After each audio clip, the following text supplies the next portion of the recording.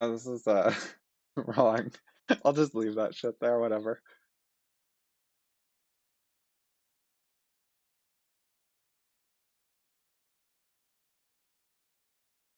What is it?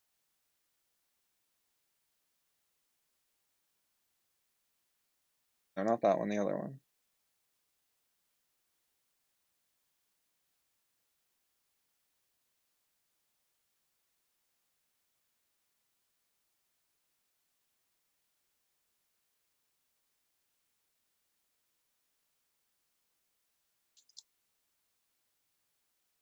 My mic changed. Fuck, yeah, it's my AirPods now. Wrong one. Okay, input. Alright, now I'm on the correct mic. And you can't hear anything from my computer right now, but it doesn't really matter. Alright, bye, dark magic. Thanks. Well, I guess I'll just set it correctly. Alright, streaming. Streaming is right here. See, it includes I show you audio capture, which is what Discord picks up, and it has Curi's AirPod Pro. It's a combined device. So, anyways. Oh, possibly Discord crashed because I was running an audio hijack update that's installing audio related software. That would actually make sense. So that might have been my fault.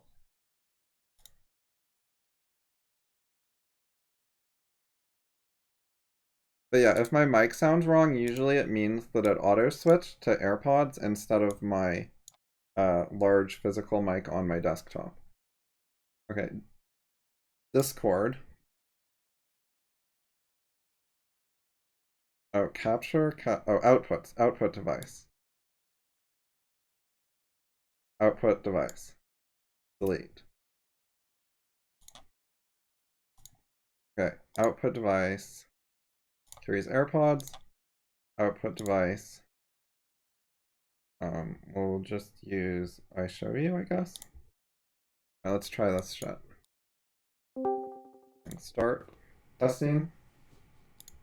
Test. Alright, I need someone to join the FI Discord. Oh fuck, echo. Right. That's gonna be a problem. I'm echoing myself.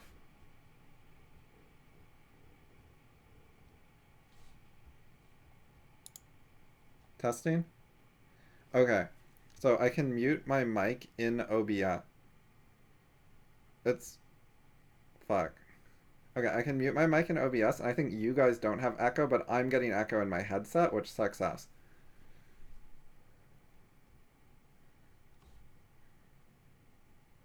How do you redirect the audio from Discord from other people but not yourself? I guess I can Google that.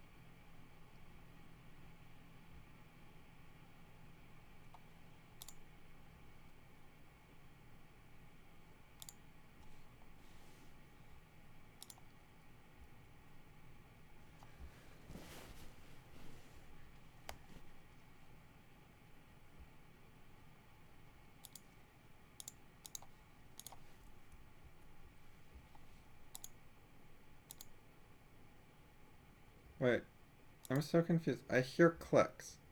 Why do I hear clicks? Oh, I have an open mic in Discord, that's why. Wait, I still hear clicks. What the fuck?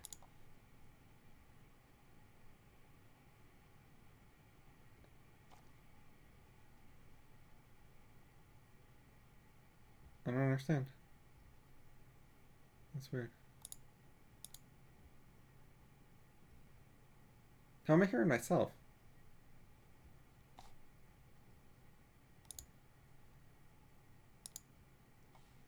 Test. Test. Yeah, I don't understand. Wait, what is Discord set to? Default. Let's force that. And what is my default audio device?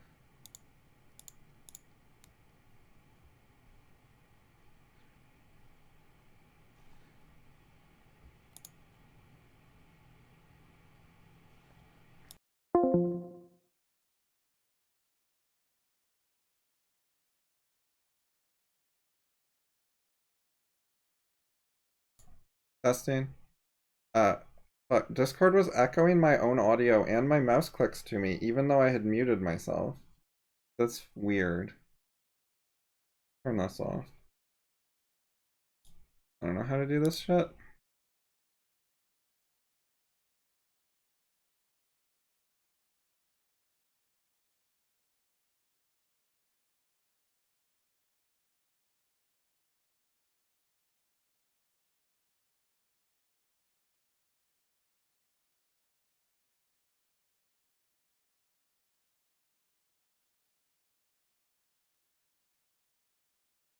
Alright, because I had to restart my stream.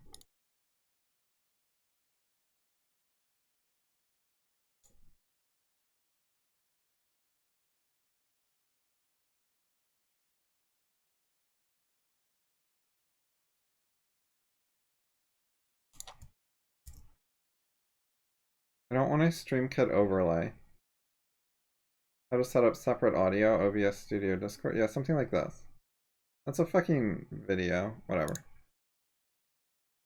Hello, Commander Exegius again. That's way Today too we're going to loud. look at setting up Voice Banana and OBS so you can stream game audio without also streaming the audio from Discord. This is the best way to No, I want to stream Discord audio, just not me talking. split the two. You could use Why was Discord even echoing myself? I don't want it to echo me.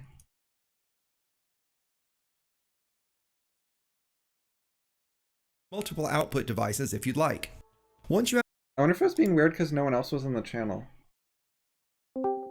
Can someone join this channel with me and see if it behaves differently? With someone in it?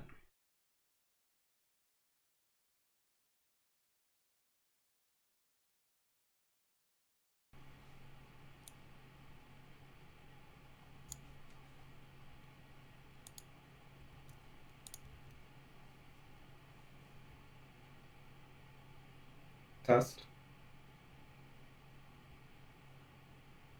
Wait, test?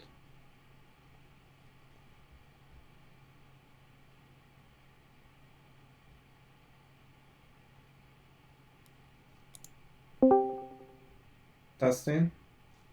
Wait, I'm testing? Testing? Testing?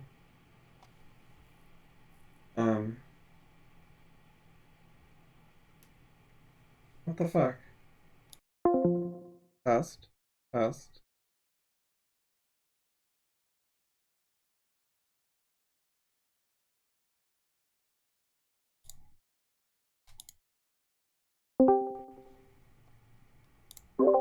Test? Test? Test? I'm muted. It doesn't show me talking. How am I hearing myself? What? This is so buggy. Discord is just... Its audio is an open mic of me. Even though I'm not talking at any channel, it's still like pulling my mic and getting all the audio data.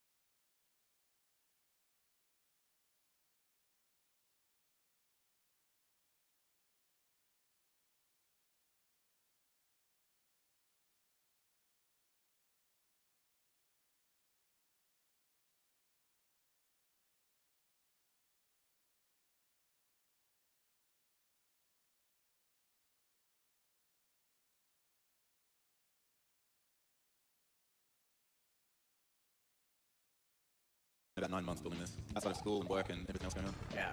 Cool. Fun fact, check-wise on this. I'll just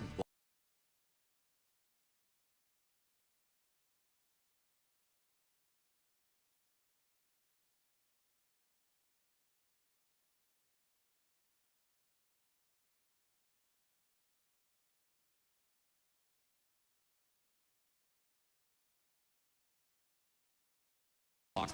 Plus, I've actually speed up and slow down the snake block that you're going to be traveling through this entire level with. So that's a really cool mechanic that we see in this.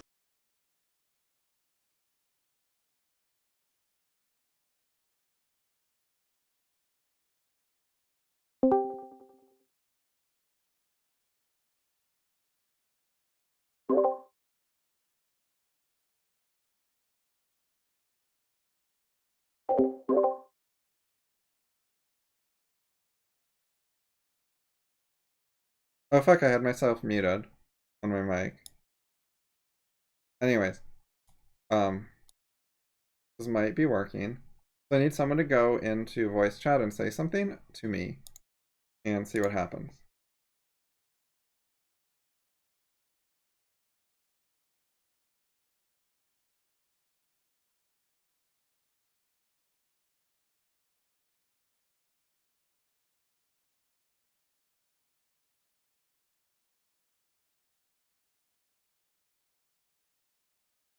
I don't know if you're supposed to use loopback with audio hijack, or if there's a way to do it with like just loopback. Wait, what did they do? Loopback pass through one. Oh, okay, I heard that. Wub. Oh, it's working. Wub. Wub. Yeah, the stream can hear you. Awesome. Wub. Wub. Wub. Test. Wub. Okay, so it hears internet, but not me. So apparently, redirecting Discord audio directly with audio hijack is a bad idea and fucks things up, but redirecting system audio works okay. So, let's save this. Wait, how do you save? Oh, it's right. It just keeps everything saved. How do you give it a name then?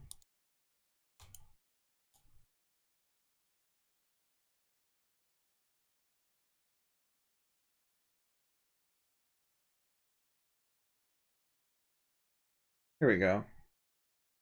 Okay, streaming loopback Discord. What is this one? Oh, that was like testing or something? Okay, so I think it worked. I need to go check my stream history. Twitch, 342 videos. Yeah, that.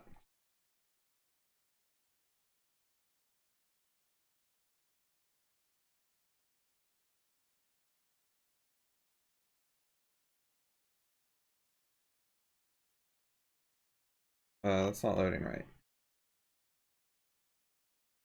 Question mark, WTF?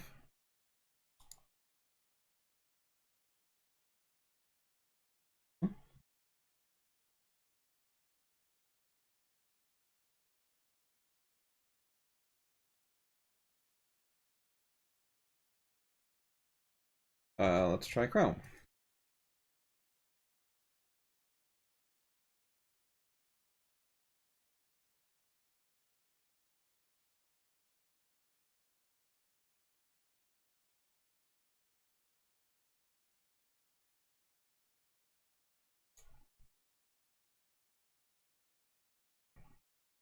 Wub. Wub. I hear the wubs. Wub. Alright, that's good. So I got it working with this.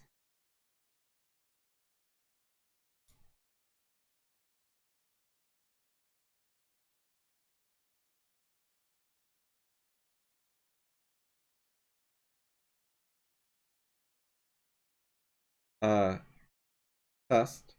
I also need to make sure, oh yeah, push to talk. Testing, testing. Hello?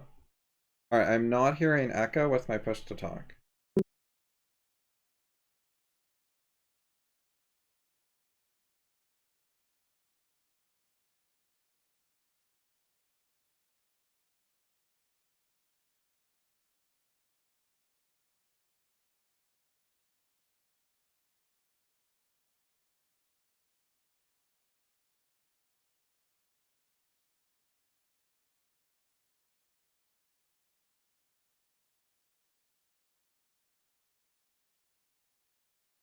So testing, testing,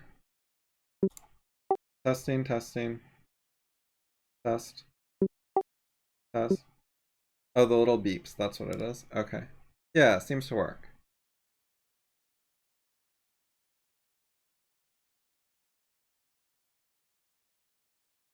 You use both? Okay. So maybe I did this correctly. Loop back, pass through, and then just direct it to both.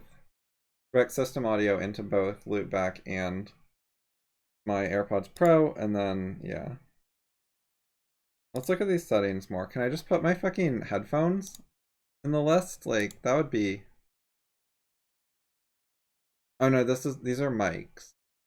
If I put my headphones, it's gonna be the mic, not the, what they hear. And desktop audio is broken on Mac. That's why this is hard.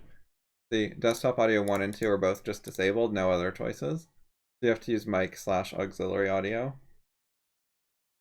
on Mac. So that's not great.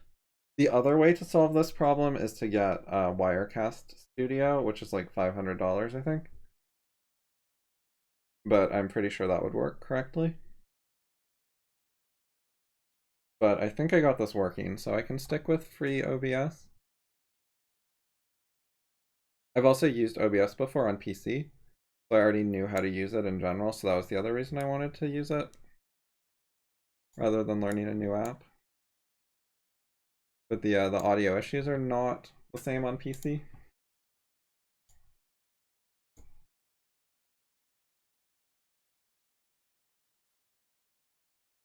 So that guy's AFK. This guy did not respond to me.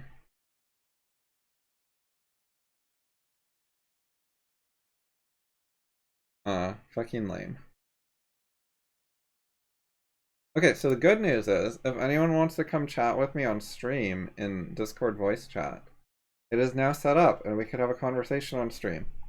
Oh, the other thing I was interested in doing for fucking stream delay is if you want to go on Discord with me, join voice chat, I would have to turn off push to talk. Then you could listen to me there with the stream muted, and then you'd hear what I said faster, so you could respond faster. So that is a thing people could do. So if anyone wants wants to do that, if you're gonna like write a bunch of chat messages, so you don't want stream delay, then that's an option.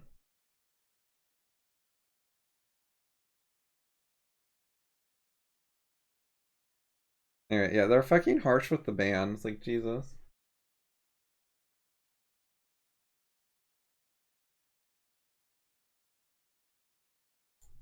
What's all this? New friend request on Twitch? What is that? I have to accept it? Accept, sure. Twitch has friend requests, apparently.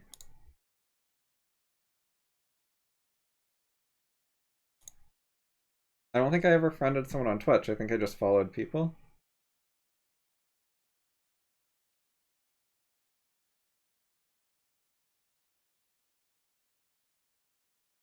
I don't know much about how to use loopback, so I'm going to keep reading some other things. Microsoft Teams, channels 1 and 2, use what? Launch it and you'll see something like this. Yes, that's what I used.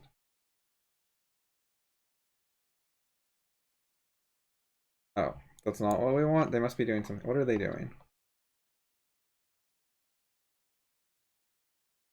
You can route the audio output from an application to a virtual device.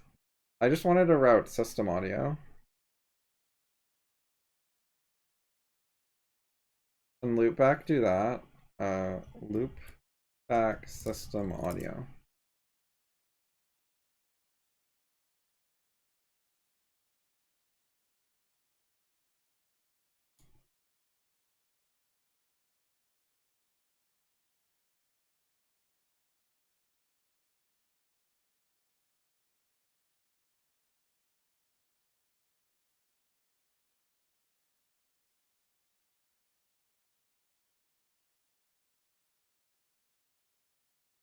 If anyone's still on the Ask Yourself Discord and you want to grab a log You don't even have to verify to do this.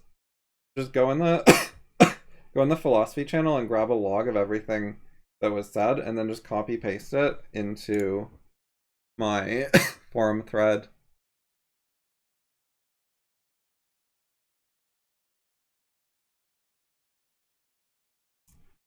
In this one, the animal rights shit, where I complained about being banned, if you could copy paste everything said in the philosophy chat to here, that would be great if someone would do that. Oh, I see what you mean, Justin. So you're using it for a different purpose?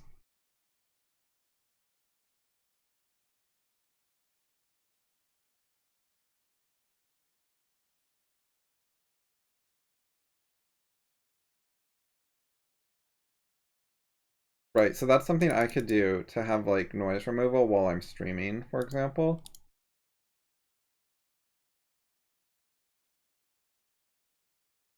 So what do I do in loopback to set that up? Like if I make a new virtual device. This is loopback pass through. And this one, loopback mic, I guess. No, just from when I started talking, not the whole history.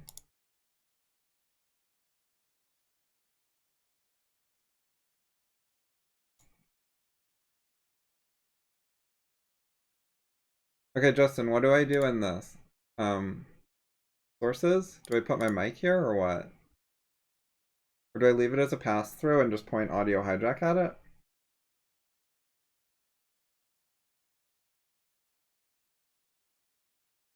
Make a new... Okay, so input device. Yeah, that one. Then output device. Loopback mic.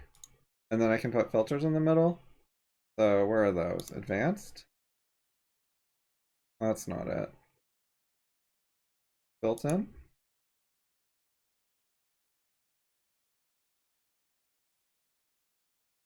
Okay, so it's the same thing. So I'll just have two, one for output, one for input.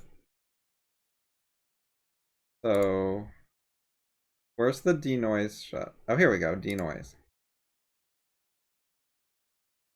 Okay, learn noise. I'll start recording. Learn noise.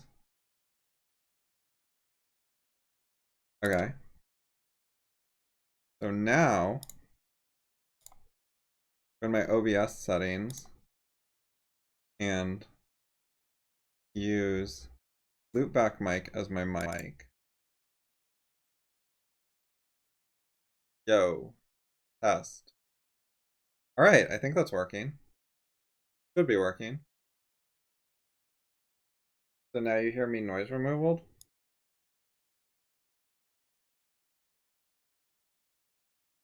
I should put like a really obvious filter on it to see that it's working. Like, here we go.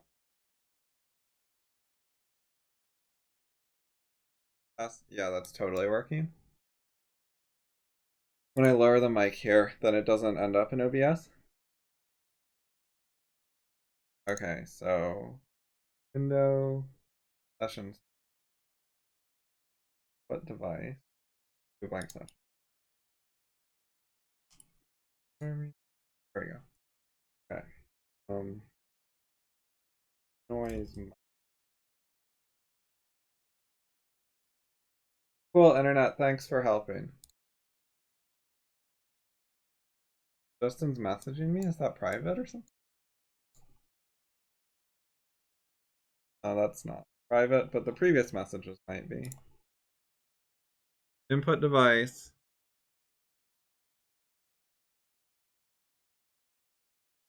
Yeah, it's just several denoise things. Or filters or whatever. Where's volume? Volume. I'll throw in a volume. Anyway, yeah, I'm now denoising. I think my audio is fine, so that's all I'm gonna do. But if you have like a problem, let me know. And I could try other filters.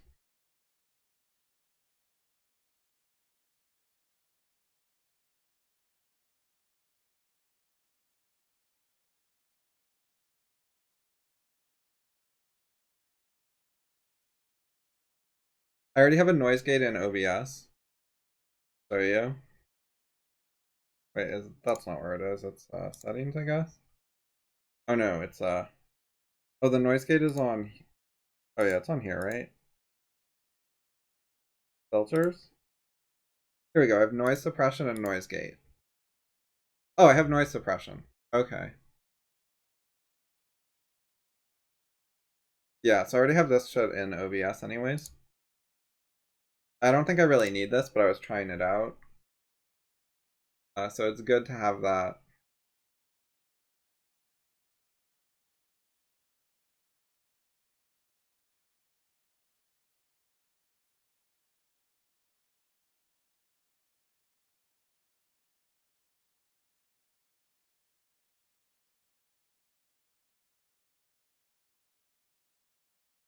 Okay. Loop back.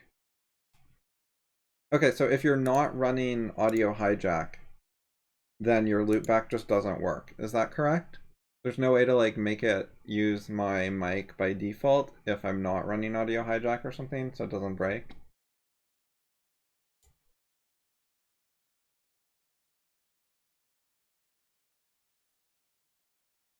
Oops. Cool. Yep, good enough.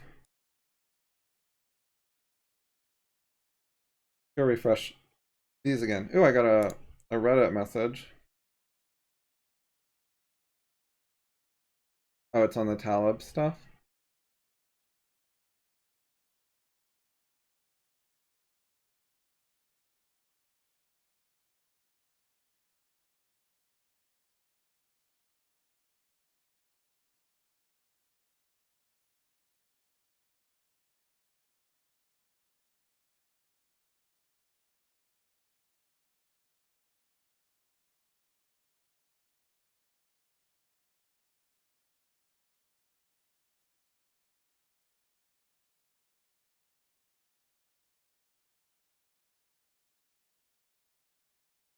Right, but his overall argument about ruin risks is just plain wrong, and he made no attempt to analyze the risk of ruin of not using golden rice.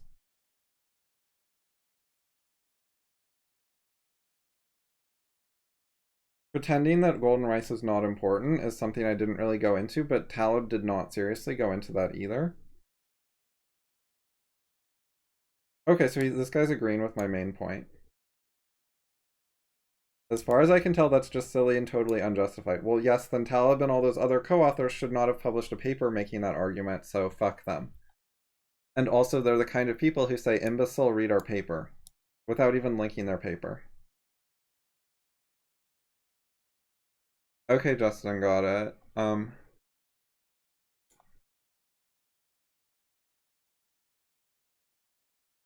I can add an audio source, like my mic. What happens if I do that? This is kind of like audio hijack.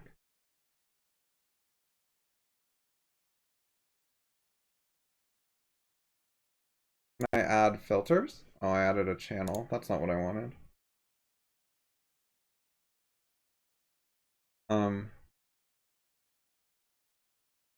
It is loop back to filters.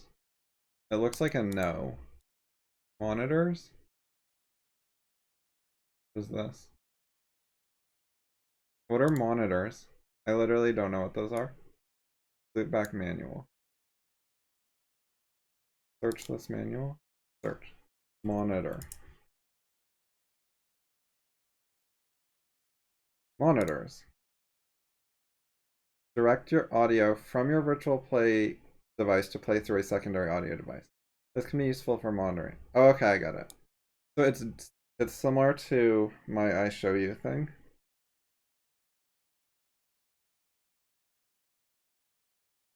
It's similar to this, where you can direct the audio to an extra device, like my AirPods, which I'm currently doing right here. Oh, so I don't think I need... No, I still need audio hijack to redirect system audio into that output device. Because loopback doesn't redirect system audio, I think. But anyways, it's like this thing also, where I made a multi-part audio device.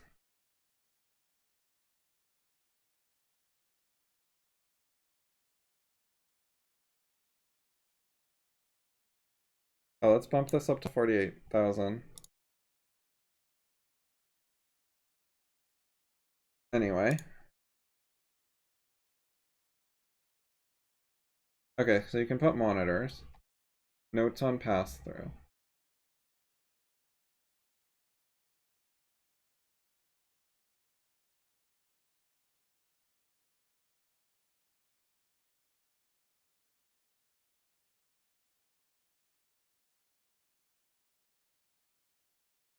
Okay, so they're talking about using audio hijack. Yeah, maybe you're just supposed to use them together. That's okay, I have both.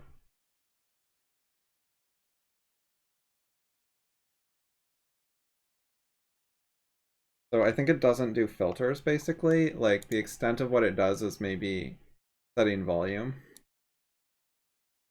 Let me turn that off. Delete it even. Delete that as well.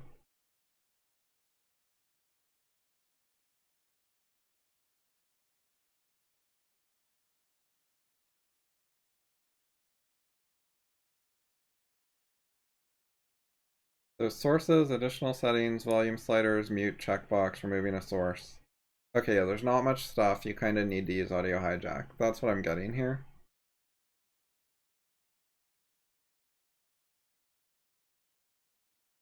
Doesn't do a lot of things, but the ability to make a virtual audio device that works with audio hijack is nevertheless useful.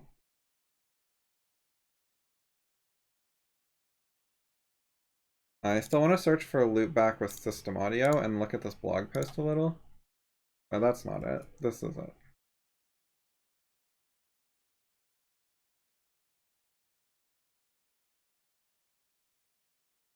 Oh, so you can pick what applications you want. You can pair it with audio hijack, like putting a compressor on your microphone before you send it to Skype. Use pass-through devices and so much more. Do I have loopback too? Okay, good. Anyway. It was at 32, it is now at 37, so there's some new comments. So I guess I'll look through this real quick.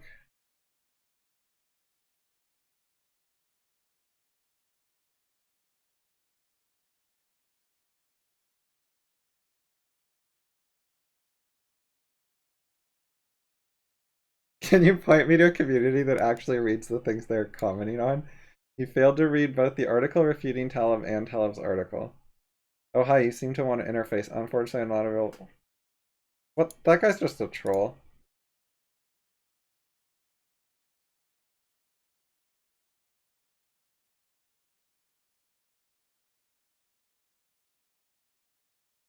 Yeah, ScreenFlow pulls system audio unlike OBS. Not a problem. And Wirecast is made by the same people, so it should work.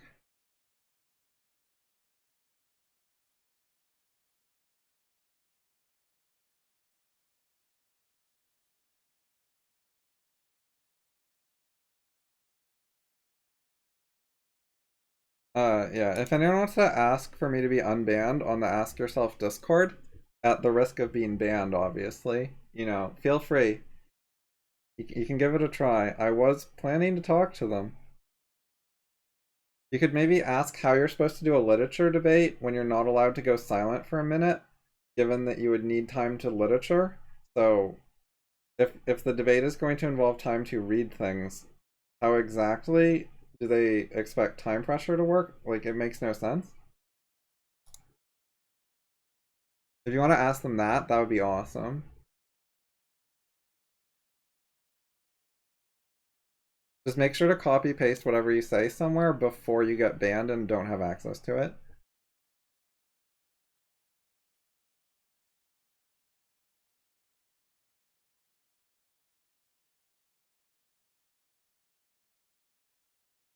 Oh. Talib has been mad at GMOs for over a decade, but the fact that they haven't killed us all in the last decade has not affected his opinion. Alright. 0 responses. 0 responses.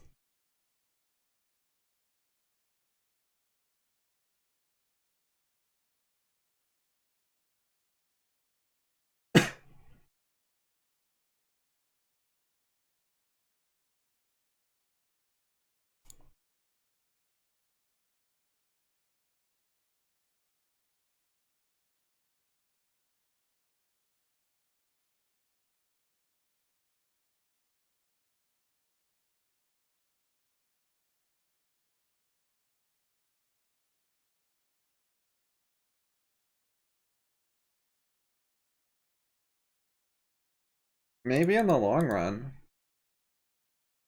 Jesus, yeah. I don't know.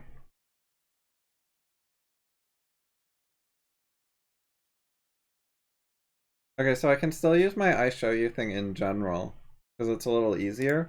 But if I want Discord, I can use this.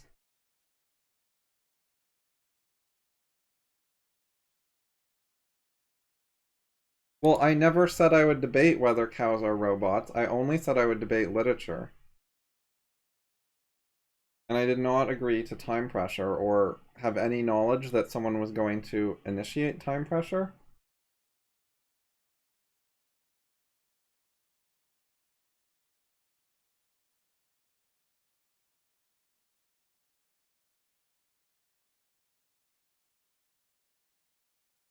He never asked if I wanted a crucible debate or whatever they're called.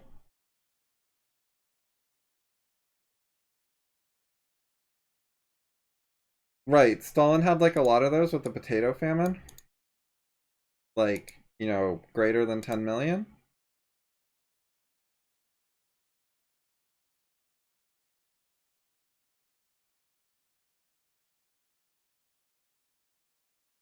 I don't know how many of these are just... What the fuck is 3 million as an estimate? Fuck that guy.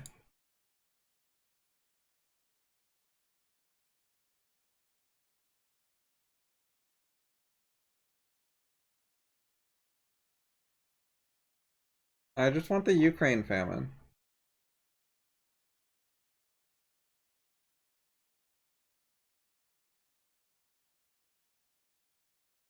Okay, so this says 5.727 million people, but it's not his only famine. There's another 1 to 1.5 here.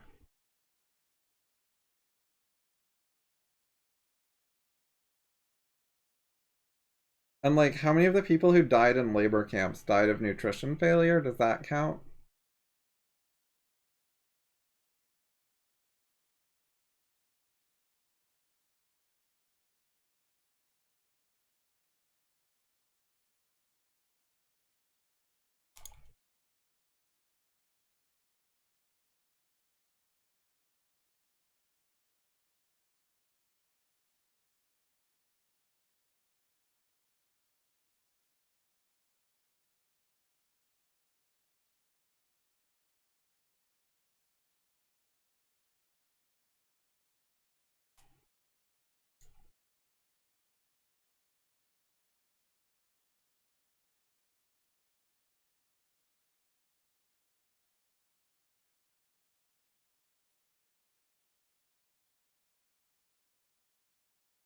I think Mao had more famine deaths than Stalin, probably. Not an expert.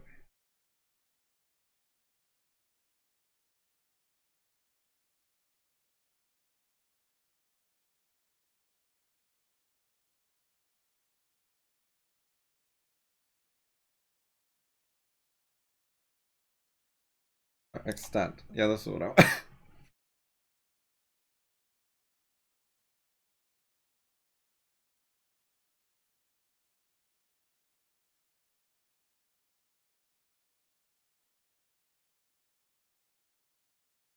20 to 43 million famine deaths from Mao.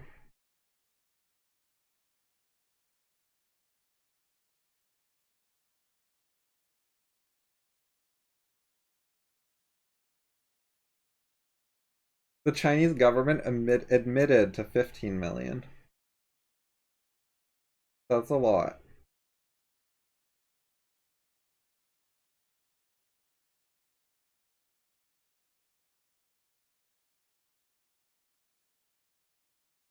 World record holder indeed.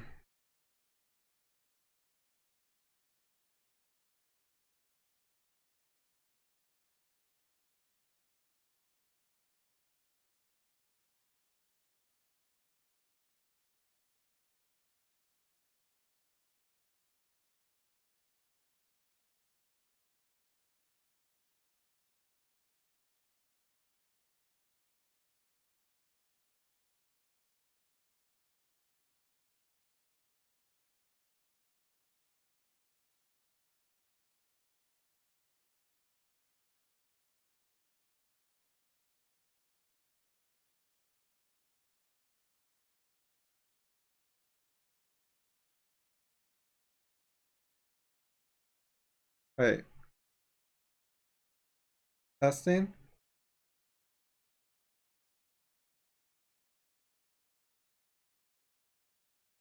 Oh, I had my output muted in here for some reason. Anyway, what I wanted to do was look in my Bluetooth. This one. Battery level 51. I'm gonna swap ears.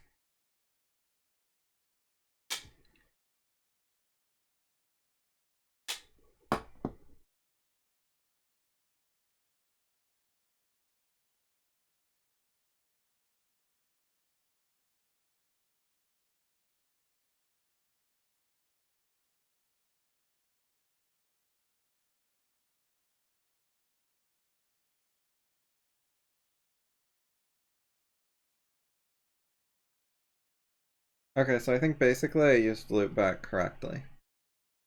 And it doesn't have a lot of options. That's okay.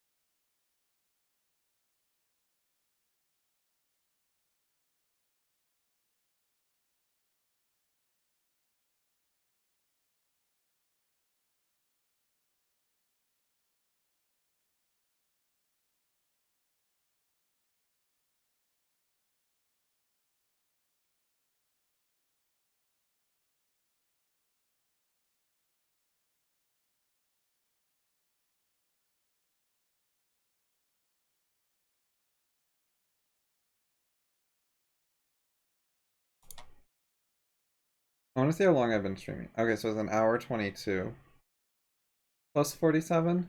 And it's broken up into 2 videos, which sucks. So it's been around 2 hours.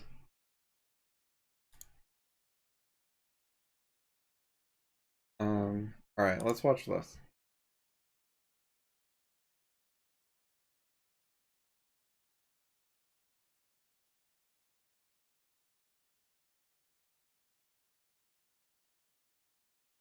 It's too soft for me. I don't know about you guys. Wait, you guys can't even hear it? Why can you guys not hear it? Put this somewhere I can see it.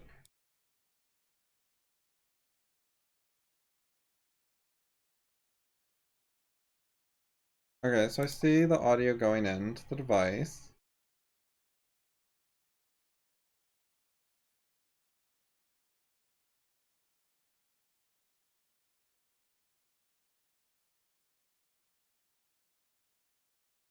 Um, hmm.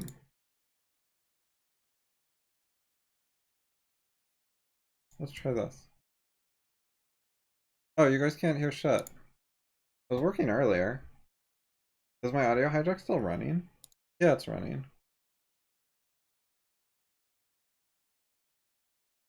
Wait, is it going to both? Maybe they shouldn't be in a row. Right.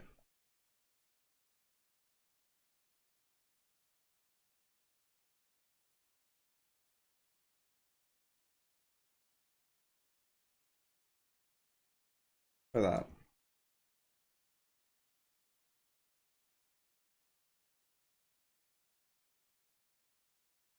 Put a volume.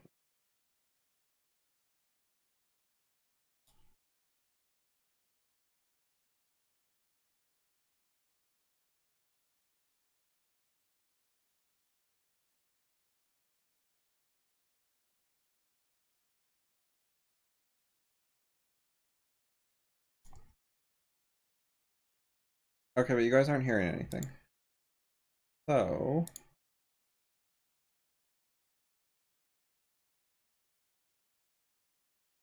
it's on loopback pass-through.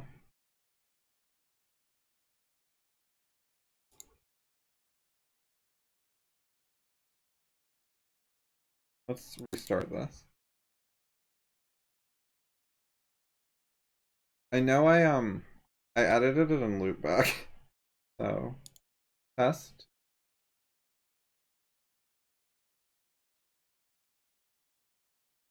Okay, it's clearly going into the loopback pass-through.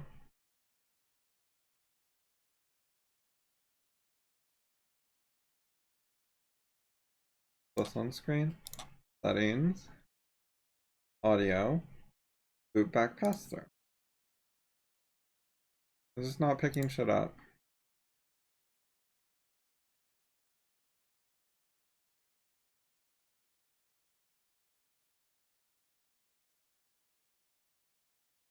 Testing, testing.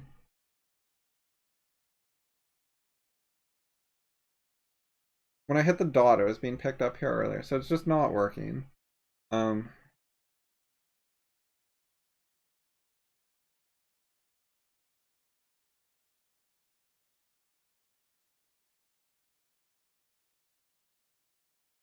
if I disable that, test, test. Let's put it on streaming. Output. A little bit of juggling. If read school, Here's get this that one people work. in the school, and then you have to. I don't know why the Discord one broke again. Maybe if I restart OBS, I'll test it later, but let's try this video now. Take my notes away.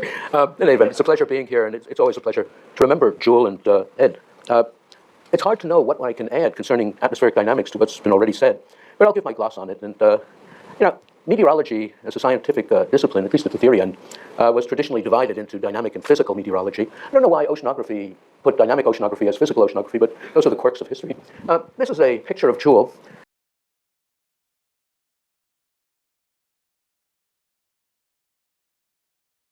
Oh, output volume. To the early period, before World War II. Okay. This is a terrific book. I'd recommend to anyone for the state of the art of meteorology prior to World War II. And, it's actually very impressive. It has a lot of stuff by great fluid dynamicists, and the thermodynamics is very good.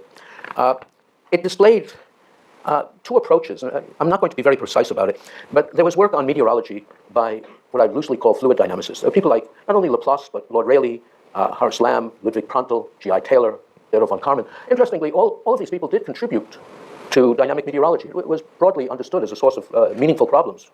And then there were the meteorologists, and by no means a slouchy group. I mean, it's Willem Bjerknes, Sutcliffe, Newt, Kay, Brunt, who wrote this book, Rossby, Bernard Horowitz, so on. And while the differences were not all that great, the dynamicists usually began with the equations of motion and systematically applied approximations appropriate to specific phenomena. The meteorologists typically were more descriptive and ad hoc. He's held faculty positions at Chicago and Harvard and MIT. He's a world authority in dynamical meteorology with interest in climate, planetary waves, monsoons, planetary atmospheres, a very long list. And he's made seminal contributions to propagation of internal waves and gravity waves in the atmosphere, atmospheric tides, the Hadley circulation. Okay, what do you do with that? And he also, of course, knew Lorentz and Johnny very well. Oh, thank you, John. Take my notes away. In any event, it's a pleasure being here, and it's always a pleasure to remember Jewel and Ed. It's hard to know what I can add concerning atmospheric dynamics to what's been already said, but I'll give my gloss on it. And, meteorology as a scientific discipline, at least at the theory end, was traditionally divided into dynamic and physical meteorology. I don't know why oceanography put dynamic oceanography as physical oceanography, but those are the quirks of history. This is a picture of Jewel. We were friends and occasionally went bicycling together, but one of the tortures I put friends to, we had a little studio in the basement for taking portraits, and I finally found this one. As Joe remembers, we had a house fire, so most of them were lost, but this one wasn't. In any case, if one goes back to the early period, before World War II, this is a terrific book I'd recommend to anyone for the state of the art of meteorology prior to World War II. And, it's actually very impressive. It has a lot of stuff by great fluid dynamicists, and the thermodynamics is very good. It displayed two approaches. I'm not going to be very precise about it, but there was work on meteorology by what I loosely call fluid dynamicists. There are people like not only Laplace, but Lord Rayleigh, Horace Lamb, Ludwig Prandtl, G.I. Taylor, Theodor von Karman. Interestingly, all of these people did contribute to dynamic meteorology. It was broadly understood as a source of meaningful problems. And then there were the meteorologists, and by no means a slouchy group. I mean, it's Willem Bjerknes, Sutcliffe, Newt K. Brunt, who wrote this book, Rossby, Bernard Horowitz, so on. And while the differences were not all that great, the dynamicists usually began with the equations of motion and systematically applied approximations appropriate to specific phenomena. The meteorologists typically were more descriptive and ad hoc in their approaches. I'll come back to that. Traditional meteorologists, and one of them has been mentioned several times, I was a little surprised by in the history movies, was Sverre Pedersen. And he was almost entirely taxonomic. I mean, there was almost no dynamical thinking in the pictures he presented. Go through some specific examples, but it probably doesn't pay. Anyway, World War II was an extraordinarily important event for meteorology, apart from world history. It brought a lot of people into meteorology. And of course, as we've seen, Charney and Lorentz were among them. But so I'd argue as Eliasson, Fjordhoft, Norm Phillips. There were some who didn't stay in meteorology, like Ken Arrow, who became a Nobel laureate in economics, but it turned out to be useful training, and he often referred to it. Anyway, Joule came to meteorology, as you've heard several times, via classical mathematical analysis. His advisors at UCLA, Willem Bjerknes and Jürgen Holmboe, brought him up pretty much to the state of the art in what was then dynamic meteorology. And Joule brought his mathematical training to bear on what was one of the major problems in dynamic meteorology, the origin of large-scale disturbances that characterize weather. It should be mentioned that his advisor at UCLA in the math department, T.Y. Thomas, may also have been important. I'm not sure of this, but I think this was the Thomas who did the first numerical study of the instability of viscous shear flow, the Orr-Sommerfeld problem. Wasn't him? That was a different Thomas, okay. In any event, he was interested in these problems. Joule's thesis on baroclinic instability in many respects represented a coming of age of dynamic meteorology. It occupied a whole issue of Journal of Meteorology. At any rate, what is it here? Yeah, this is it. This is the issue. It had a table of contents. I mean, it's unusual in an article, but it had quite a few things that were interesting in that respect.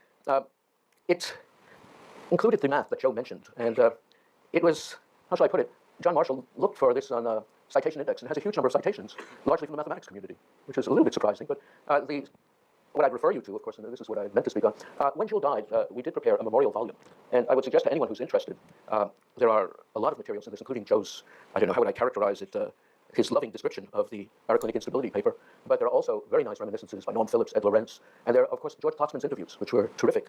That, you got all these insights into how he looked at the field, how he related to it. At any rate, the article brought Joule to star status within meteorology. He had shown that the large-scale waves were instabilities on the basic vertical shear of the zonally average flow. And as has been mentioned, of course, in a rotating flow, the shear and the horizontal meridional temperature gradient are proportional to each other. At any rate, his approach was, I think, pretty much state-of-the-art hydrodynamic instability. I'd refer you to Joe's article in the memorial volume for details on this. And, as has been mentioned, the search for baroclinic instability was undertaken by at least two other meteorologists. Edie has been mentioned. There was also Halvor Solberg in Norway. And I think it's interesting to contrast the three approaches. Solberg began by assuming that the Norwegian polar front theory was correct and looked for the stability of perturbations on sloping frontal discontinuities. Having assumed this to be the appropriate question, he made no further significant approximations and found himself with a mathematical problem that he could not solve. Edie, by contrast, made insightful but ad hoc simplifications that allowed an almost trivial solution in terms of hyperbolic signs, cosines. Charney systematically approximated equations for perturbation on a smooth mean flow, and this led to difficult but solvable system that furthermore offered a variety of insights and not just a solution. In this respect, Joule was closer to the world of the fluid dynamicist. The situation was in fact deeper than a simple difference in approximations. And here, maybe some controversy on this, but Edie's approach suggested to many people that baroclinic instability was a kind of horizontal or slantwise convection. And I think that was misleading. On the other side, Charney and Stern in '62 showed that it was a variant of the traditional hydrodynamic plane parallel shear flow instability. And as Joe mentioned, later work by Peter Stone and Brian Hoskin showed that baroclinic waves led to fronts rather than the reverse. Now, any reasonable discussion of Charney's contributions to meteorology will take a lot more than 20 minutes, but I'll give you a few general remarks, and again, I refer you to the atmospheric challenge. I think the first thing we have to recognize is that we are talking about a very different era from the present, both for individual atmospheric scientists and for the department at MIT. Now, if you look at a list of Charney's publications, you'll see that they amount to about 60 publications. And by today's standards, that's a rather small number. I remember discussing this years ago with Joe, and Joe quite rightly pointed out, when we were grad students, the notion of 1 or 2 papers a year that were good should be a reasonable amount. Most of Charney's self-initiated, as opposed to invited papers, focused on explaining some specific observationally based question. That may seem obvious, but as we'll see, it's not so true today. They were attempts to answer questions rather than generalized studies. I mean, this is a matter of taste, perhaps. The questions included things ranging from the mutual interaction of hurricanes with convection to the explanation of blocking to desertification to western concentration of the Gulf Stream, etc. Charney, and this has been mentioned already, he was rarely defensive about his attempted explanations. It was interesting. And I think he even enjoyed criticism as long as it made sense. I think it was also during that period, publications were regarded as communications as opposed to canonical statements. Peer review was actually new at that time. It's a post-war phenomenon largely.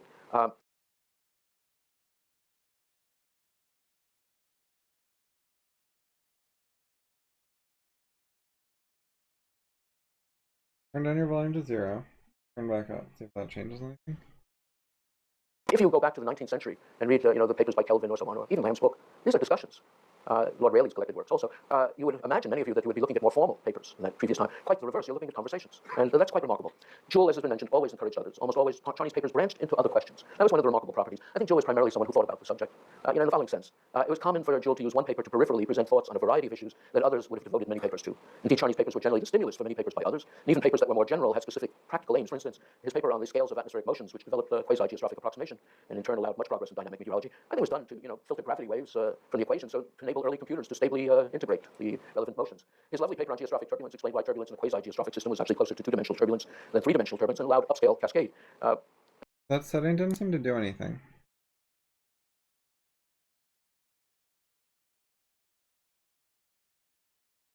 Try disabling that. Maybe that'll help. As opposed to the expected downscale that was made famous by L.F. Richardson's doggerel. I think most of you know these, big worlds have little worlds that feed on their velocity, and little worlds have lesser worlds, and so on to viscosity. As we've seen, the little worlds work their way up in physics. Ray discussed yesterday, and this is one of the last things I'll come to, that perhaps Joule would have loved exoplanets. I suspect that Ray is right, Ray Bjorn, but at least judging from the motivation of one of Charney's most important papers, his paper with Drazen in '61.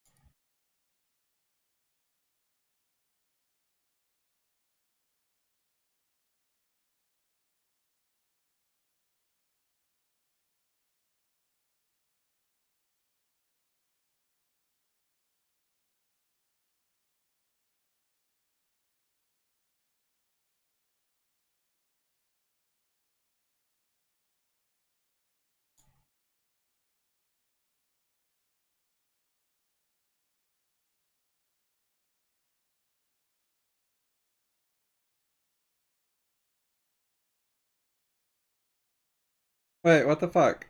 Did it stop outputting for you guys at some point? Oh, fuck. It auto changes that sometimes, which is really a problem. Maybe that's the reason to use loopback. From the equation, so to enable early computers to stably integrate the relevant motions. His lovely paper on geostrophic turbulence explained why turbulence in a quasi-geostrophic system was actually closer to two-dimensional turbulence than three-dimensional turbulence and allowed upscale cascade. As opposed to the expected downscale that was made famous by L.F. Richardson's doggerel. I think most of you know these, big worlds have little worlds that feed on their velocity, and little worlds have lesser worlds, and so on to viscosity. As we've seen, the little worlds work their way up in pure physics. Ray discussed yesterday, and this is one of the last things I'll come to, that perhaps Joule would have loved exoplanets. I suspect that Ray is right, Ray Bjorn, but at least judging from the motivation of one of Charney's most important papers, his paper with Drazen in '61, what was the basis for that paper that he always stated? It was that his good friend from Princeton, the French astrophysicist Every Schatzman, had proposed the dissipation of waves propagating from below as a cause for the solar corona. And Joule was curious as to why the large-scale waves so prominent in the troposphere did not produce a corona in the Earth's atmosphere. This will be interesting both for its successes and for its failures in some ways. It led Joule, first of all, to become one of the first people to describe vertically propagating Rossby waves. And this doesn't seem like such a novelty today, but almost. Noting that such waves could not penetrate regions of easterly flow provided an immediate explanation why the extratropical stratosphere is azonal only in winter. In any event, the study also explained why the winter stratosphere is dominated by wave numbers 1 and 2. And in considering the origin of such waves, the paper offered a coherent argument for why orographic forcing is more important than thermal forcing in the production of stationary waves, a question that is still one which produces much confusion.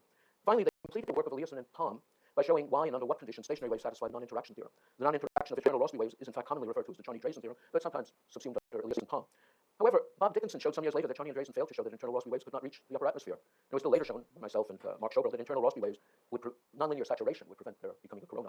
Joule was very much the ideal citizen of meteorology, played a major role in initiating numerical modeling. We've gone through many of his, we've gone through his role in Bomex, Gate, Figge, and this shouldn't be surprising. Charney. Oh, I can't hear now. I need to add the that monitor a major real reason quick. for his move from Princeton to MIT was not just that no one was dead, but he was motivated by the presence of a large observational effort at MIT. He was very supportive of what we were doing at Harvard during the 70s. He and his students at MIT, and students at MIT in general, were essential to the success of our Tuesday evening seminars. We met at a Chinese restaurant, then went to have a seminar and discussions, and there was no time limit on the discussions. He also played a major role in the MIT Woods Hole Harvard seminars, And while these sometimes focus on things that today are of no interest, like why did Bayesian convection form hexagons, they also included the early presentations of Lorenz's work. And this brings me back to the final comment on the very difference between that period and today's.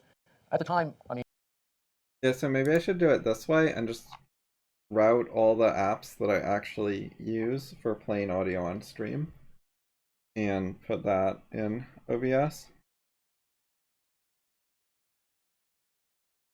And then it should work like regardless of setting.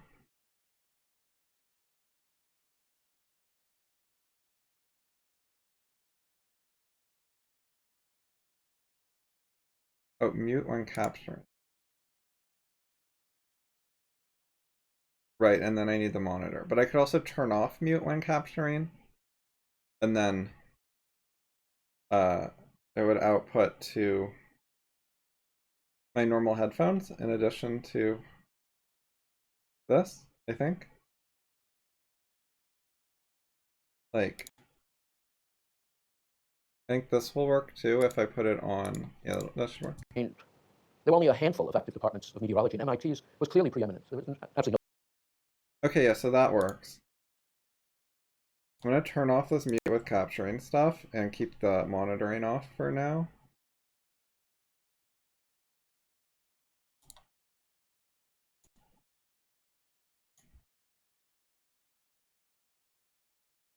Okay, I don't know if having Discord here is a good idea or not, but we'll find out. I might have to do it the other way for Discord.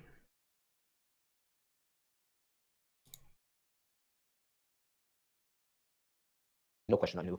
Charney non-interaction of internal Rossby waves is in fact commonly referred to as the Charney-Drazen theorem, though it's sometimes subsumed under Elias and Palm. However, Bob Dickinson showed some years later that Charney and Drazen failed to show that internal Rossby waves could not reach the upper atmosphere. And it was still later shown by myself and Mark Schober that internal Rossby waves would nonlinear saturation would prevent their becoming a corona. Joule was very much the ideal citizen of meteorology, played a major role in initiating numerical modeling, and we've gone through many of these things. We've gone through his role in Bohmicks, Gate, Figge, and this shouldn't be surprising. Charney, I think, said to Totzman that a major reason for his move from Princeton to MIT was not just that Van Neumann was dead, but he was motivated by the presence of a large observational effort at MIT. He was very supportive of what we were doing at Harvard during the 70s. He and his students at MIT, and students at MIT in general, were essential to the success of our Tuesday evening seminars. We met at a Chinese restaurant and then went to have a seminar and discussions, and there was no time limit on the discussions. He also played a major role in the MIT Woods Hole Harvard seminars. And while these sometimes focus on things that today are of no interest, like why did Bayesian convection form hexagons, they also included the early presentations of Lorenz's work. This brings me back to the final comment on the very difference between that period and today's. At the time, I mean, there were only a handful of active departments of meteorology, and MIT's was clearly preeminent. There was absolutely no question I knew. Charney, Lorentz, and Phillips constituted a powerhouse in dynamical meteorology, but also Starr, Sanders, Newell constituted a powerful presence in data analysis. We also had radar meteorology, people working on instruments. There was also close relation with the experimental fluid dynamicists who were then in the separate Earth and Planetary Sciences department. It's not mentioned, but Ray Hyde was in that department for a while, so was Eric Malo Christensen. And then there were the connections with the mathematics department. I mean, people like Harvey Greenspan, Willem Malkus, David Benny, Lou Howard, C.C. Lin, Joe Pedlosky, K.K. Tum, etc., all of whom were deeply involved in the problems of rotating flows, convection, hydrodynamic instability. The geophysical fluid dynamics at times seemed to be at the forefront of applied mathematics at MIT. There were several groups at private centers as well as the Air Force that regularly participated in MIT seminars. And one would moreover be remiss if one didn't mention Henry Houghton. He was not, I think, in the same league. He did cover radar and some radiative transfer. MIT students often registered at Harvard for Richard Goody's course in radiative transfer. Students at Harvard often took dynamics at MIT. Cross-registration was easy. But as chairman of MIT's department, he was extraordinarily successful in building up the department, and sometimes not mentioned, but he also played a major role in the creation of NCAR, the National Center for Atmospheric Research. Today, there are many departments dealing with the atmospheric and oceanic sciences, but the emphasis tends to be not so much on specific phenomena, but, for instance, the role of putative climate change. Studies are, I think, when I look at the journals, far more common today than explicit problem solving. MIT itself has a very small effort in observational meteorology, and analysis is much more likely to be of model outputs than of actual data. On the more positive side, the absorption of meteorology and oceanography into what is now the Department of Earth, Atmospheric, and Planetary Sciences is now unified in enlarged oceanographic work. On the other hand, relations with fluid dynamicists and the rest of MIT have been significantly reduced, as have GFD activities in the math department. So have interactions with other institutions. Part of the reason is that academic scientists have to spend much more of their time raising funds. For many years, meteorology was supported at MIT by group grants that were renewed on the basis of site visits. I mean, paperwork was much less. There was a certain leisureliness that was implicit in the close interactions with Harvard and the Woods Hole Oceanographic Institution, and that leisureliness is now much diminished and undervalued. How all this will work out in the future is, of course, hard to tell, but fortunately, there remain many crucial problems to be solved in atmospheric dynamics, leaving much for future Charneys and Lorenz's to work on. Thank you.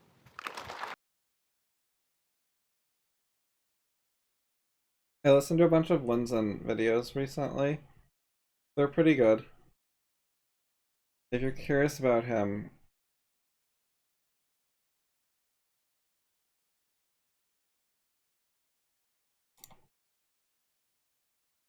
so this is Linzen in a debate. Here are some Linzen videos I liked. I'm gonna add a couple more to the comments. Let's see. Where are those? Oh yeah, I minimized.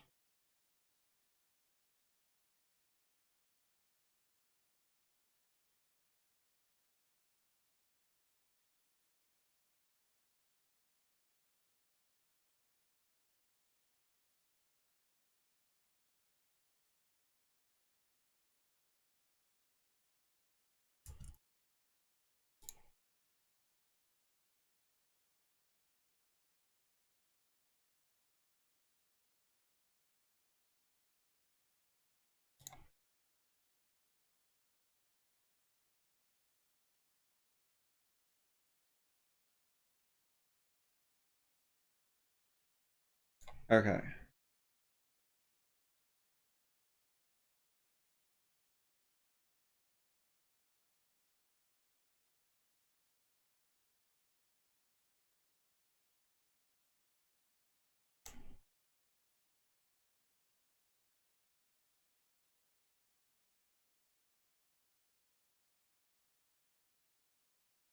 This is okay.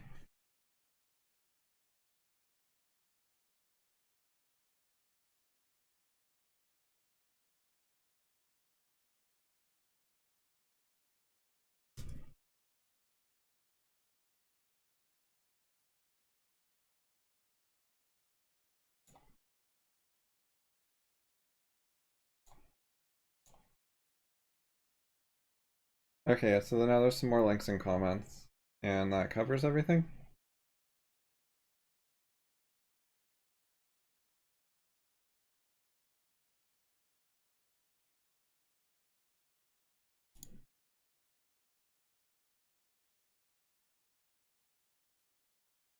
A lot of what you hear about global warming is actually like completely unreasonable claims that are being made irresponsibly. The IPCC themselves said that their forecasts are uncertain, they don't really know. I think it was in the PragerU video. Let me get that back.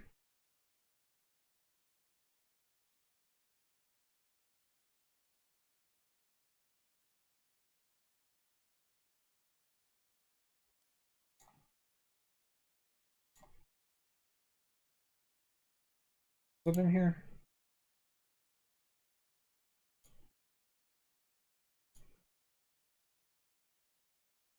Here we go. The long-term prediction of future climate states is not possible. There's some other quotes from them that they don't have very much certainty about the role of clouds and certain other mechanisms that are actually quite important. One of the things I gathered from watching Linsen videos is the main issue in global warming is the effects and amounts of water vapor and clouds. So it's not CO2. CO2 by itself doesn't do very much. The way CO2 is important in their models is if CO2 causes water vapor and or clouds, and those cause warming, rather than CO2 being a big deal directly. So you would think they would then focus on water vapor and clouds as their main target of research, rather than CO2, which is only an indirect issue. But they do not do that, and it is odd. The big issue is, do clouds cause warming or cooling? Are they a positive feedback for warming or a negative feedback that hampers warming? So the models that you hear about, the alarmist predictions and models, include in their model that clouds amplify warming. So you will get extra warming as the consequence of what happened with clouds. So it's like the CO2 causes some warming, and then you get some water vapor, which causes some more warming, and you get some clouds, which cause some more warming. According to Linsen's research, on the other hand, clouds diminish warming. They make the Earth's temperature more stable instead of a runaway feedback effect. So they're a stabilizing force to prevent dramatic temperature changes, which I find plausible just in very general terms, that the Earth has some climate stability rather than being an extremely unstable system. Otherwise, the instability would have long ago wiped out life or caused giant problems that we noticed or something, I would think. So it seems like they're just in very general concepts, you would expect there to be some sort of stability causing mechanism, and Linsen's research says clouds are that mechanism. And I tried to look into what the current state of the debate is. So Linsen put out a paper in 2009 making this claim, and climate models are really, really hard, and he got some criticism, and he said, you know what, a bunch of this criticism is correct, I'm going to fix my paper, I'm going to redo a bunch of this research. So 2 years later, 2011, comes out with another paper that fixes the issues that were criticized in his first paper and reaches the same conclusion, that clouds are a negative feedback. And then I looked for criticism of the second paper, and I only found one thing, and I found a a big, serious-looking criticism of that one thing. Which I haven't read Lindzen's paper yet, and I have not read in detail the criticism of the one criticism of Lindzen's newer paper, but it looks like the state of the debate is there are a lot of things attacking Lindzen's first paper and almost nothing criticizing his second paper, and they just don't really counter-argue. Meanwhile, the second paper, he tried to submit it to, whatchamacallit, I'm gonna get the name, ENAS. Proceedings of the National Academy of Sciences of the United States of America, which is apparently the second most cited scientific journal in the last decade. And ENAS's response was, although your submission is eligible formally, as in according to the written rules, we should publish this, we don't like it and we're not going to, and he ended up publishing in a different journal, and it was completely fucking unreasonable and unfair. Super biased. For more on bias, search for ClimateGate. There have been major biases and problems and shit.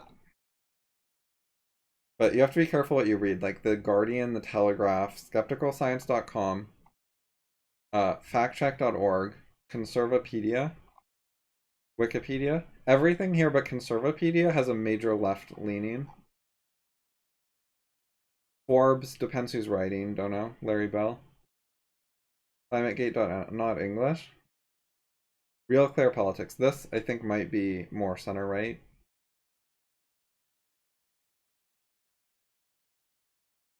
But yeah, so there's a bunch of, like, blatant left sources that want to downplay and deny ClimateGate. But let's see what this says. Oh, this is Robert Trzynski. I like this guy. Like, he's not perfect, but he does a lot of good stuff. He's an objectivist.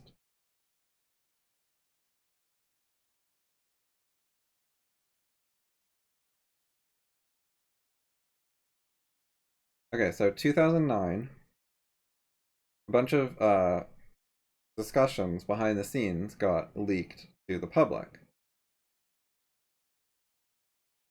revealing scientific fraud and data manipulation by scientists concerning the global warming theory. And yeah, so there had been a lot of bullshit going on.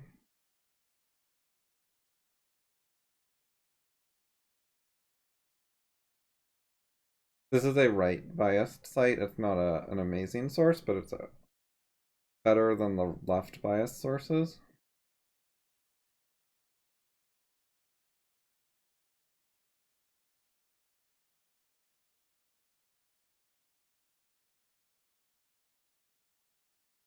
Wait, 3/4 of weather stations had to get removed because they were fraudsters or something? Is that what this is saying?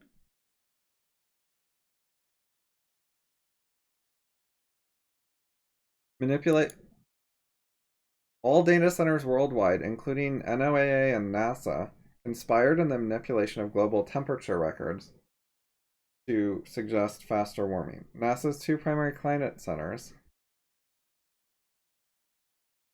systematically eliminated 75% of the world's stations with a clear bias towards removing high altitude and rural. Oh, so they ignored 3/4 of weather stations in order to bias things. It wasn't that 3/4 of weather stations were cooking the books.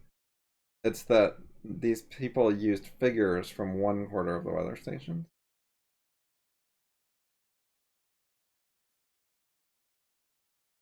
They stopped using stations in areas like Andes and Bolivia, and instead used like models and formulas to estimate the temperature in those places in order to get different numbers.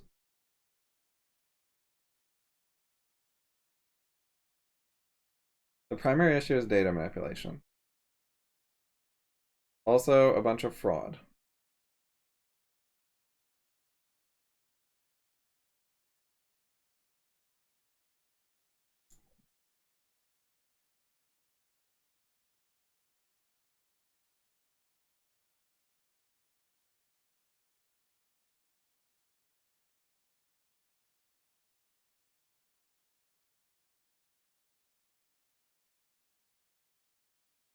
So they're intentionally doing things to manipulate the public.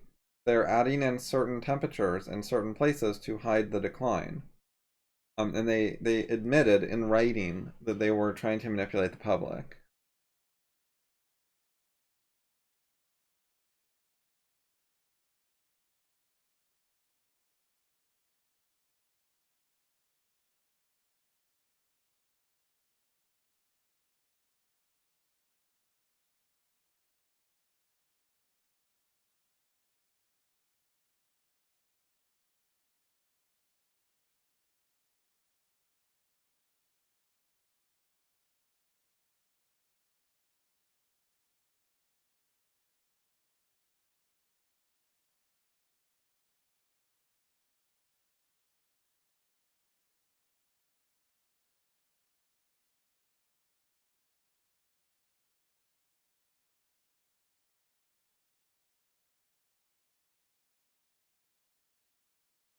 They truncated tree ring data so that the real decline in global temperatures isn't shown.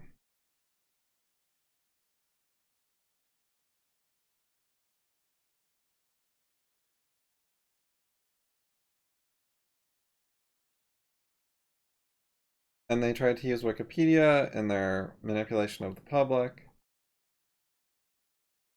Obama administration. See nothing, hear nothing, say nothing. So, inadequate media coverage, blah, blah, blah. Let's see what Trasinski says. I'll link you guys.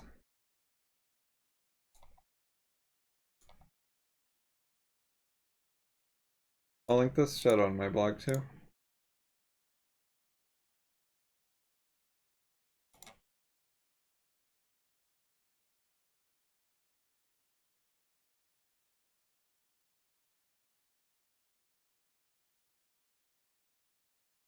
Oh, what date is this from?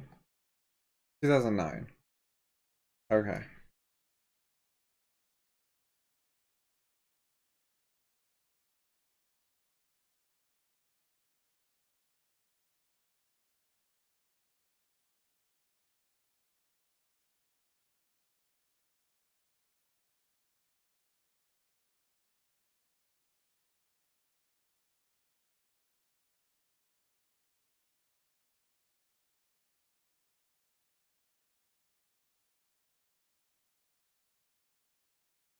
Private admissions of doubt or scientific weakness in the global warming theory.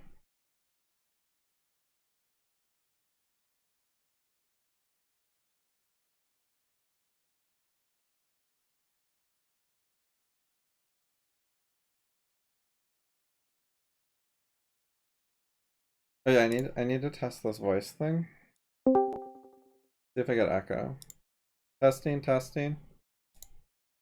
Alright, oh. Testing. Test. Test.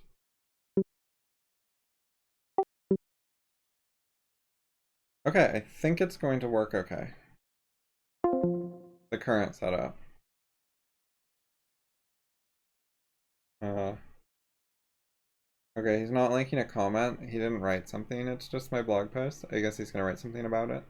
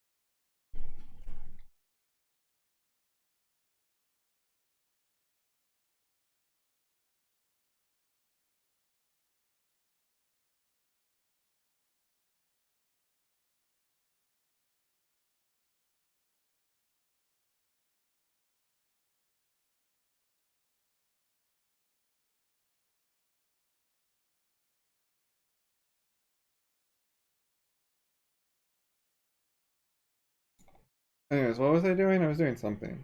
Oh yeah, I was reading this article. I'm gonna end stream soon, by the way. But if I ever get a response about the Ask Yourself Discord, I will stream again. If I actually get on the server or get to debate someone.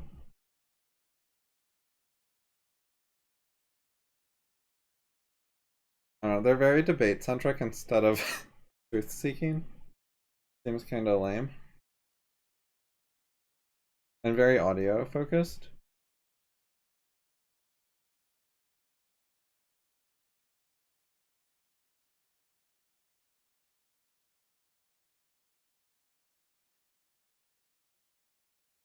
Extensive evidence of hijacking of the peer review process to enforce global dogma.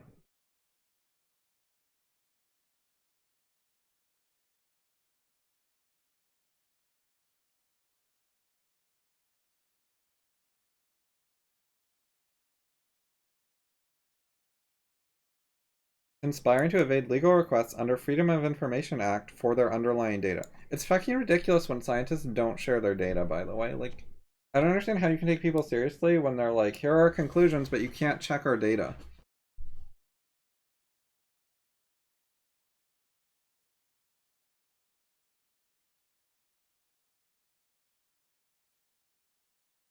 Oh, typo?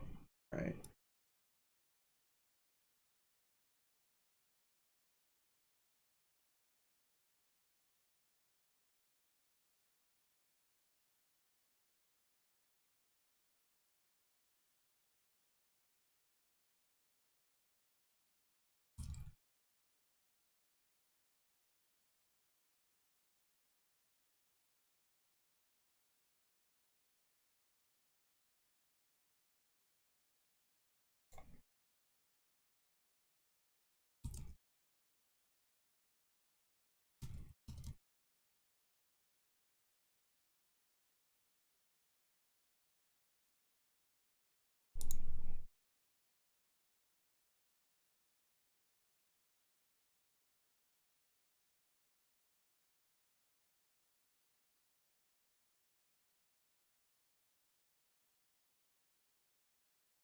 I guess I'll add that comment.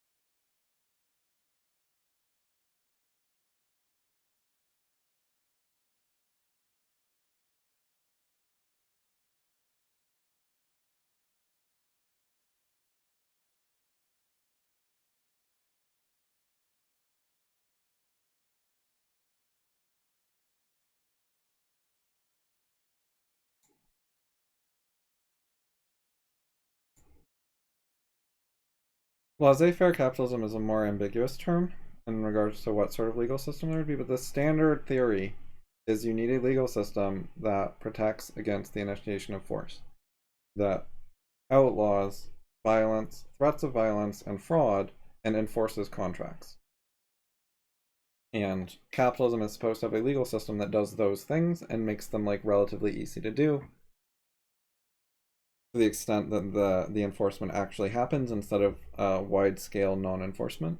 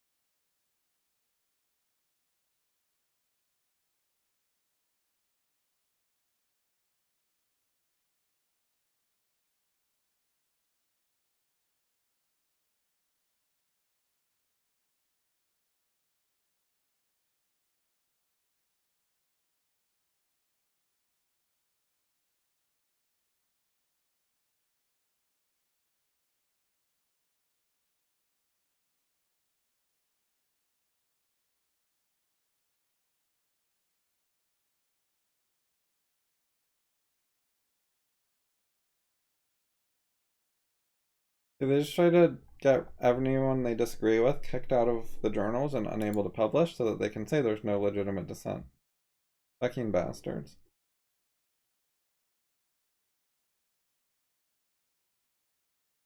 Right. They also want their own crap.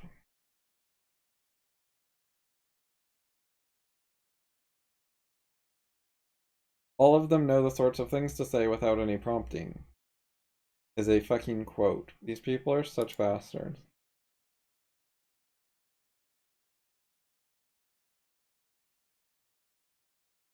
Hay and I will keep them out somehow, even if we have to redefine what the peer review literature is.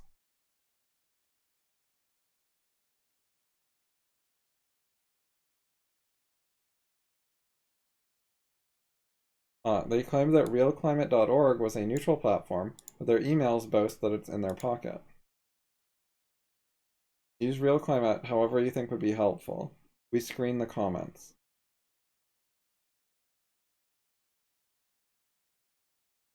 And we can ask you which comments you want to get through moderation and which ones you want deleted, so you can have straw men to respond to and not deal with serious opposition.